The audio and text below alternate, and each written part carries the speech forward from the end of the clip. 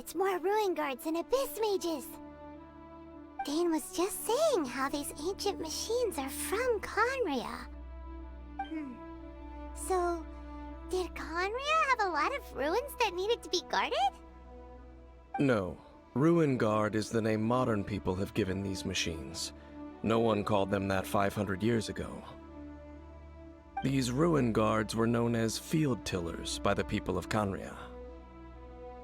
Field tillers? What a strange name. It's not like you think. Field tiller was just a code name. The people of Conria like to give code names to their weapons. The land is not to be tilled with farming tools, but rather is to be fought for with steel and blood. This is how the field tiller came about. Fought for with steel and blood? Well, that's an interesting way of understanding tilling. Paimon doesn't think it's a very positive interpretation. After the destruction of Conria, these masterless field tillers went completely out of control. They wandered aimlessly over the centuries, gradually spreading to every corner of Teyvat. Perhaps resonating with the sorrow of other civilizations lost to time, they found their way to various ruins across the land, where they lie dormant. Well, that sounds so sad. Once you understand more, those details won't mean much to you. But no matter their past, all that remains of them now is the danger they pose. So destroy them all. Huh?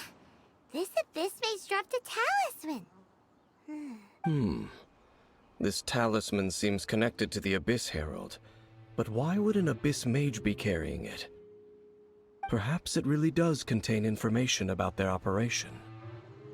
But Paimon can't read the writing on it. Engulf the faith of an enemy in flame, and bring glory to Her Highness the Princess. What? Is that what it says? Loom of Fate, initial operation. They, the Abyss, seem to be carrying out a large operation. The keyword here is Loom of Fate. It seems like they are still launching the operation, or rather, are still conducting preliminary tests. Loom of Fate? What's that? Is it literally a fate-weaving machine? From the horrible feeling Paimon's been getting, those eerie ruins are super likely to be related to this fate-weaving operation. So Dane, what message does this talisman contain? I'm reading it now.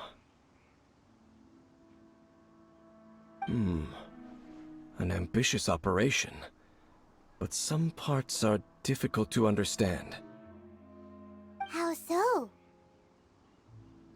In short, the first phase of the plan is related to Osile, Overlord of the Vortex. The Overlord of the Vortex? You mean that god in the ocean?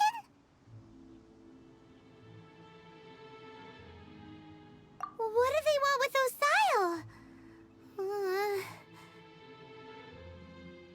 I know of your past heroics regarding Dvalin, and I also know of the Abyss Order's role in the Storm Terror incident. Though you may not have been aware of it at the time, you were thwarting an Abyss Order operation similar to this one.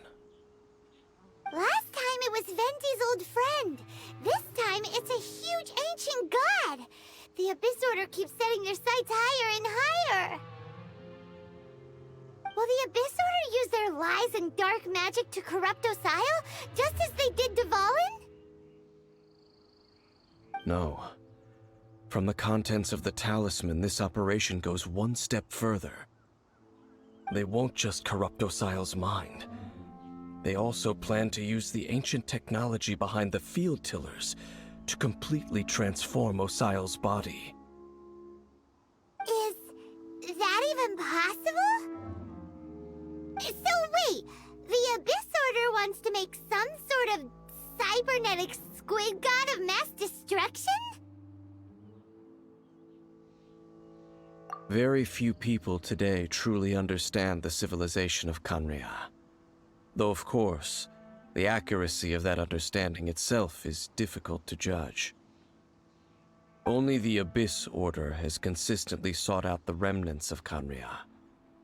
Despite being far from human, they seek out this lost human civilization quite persistently.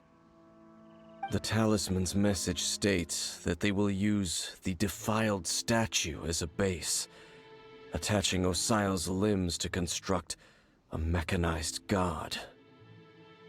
And the new core that shall replace the orb usually held by the Statue of the Seven is the eye of the very first field tiller. The eye of the very first field tiller? Oh, Paimon gets it! All those Abyss mages are looking for the special eye, right? It would seem so.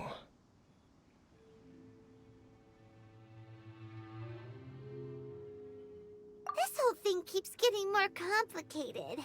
But basically, it all has to do with that eerie Statue of the Seven we saw, right? Yes.